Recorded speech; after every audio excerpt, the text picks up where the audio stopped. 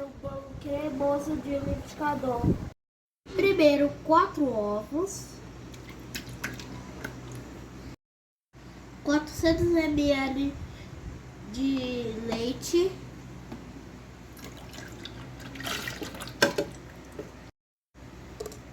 uma caixinha de leite condensado,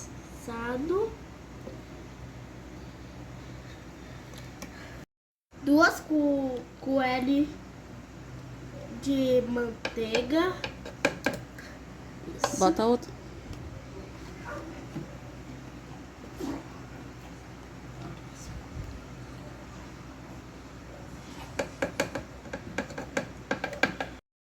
Agora os ingredientes secos, 2 colheres de maisena,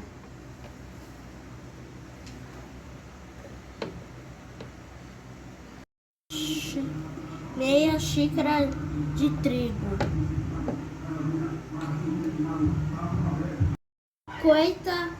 50 gramas de coco ralado. Agora vamos bater no liquidificador por 2 minutos.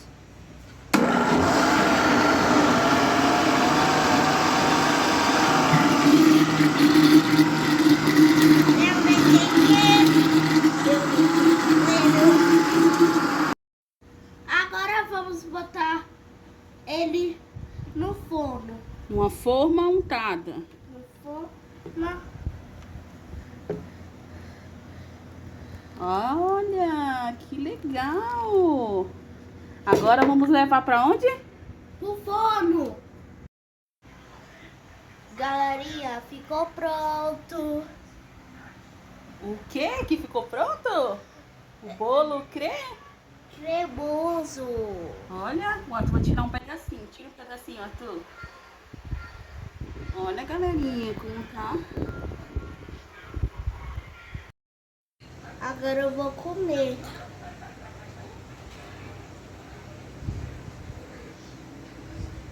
O que você achou?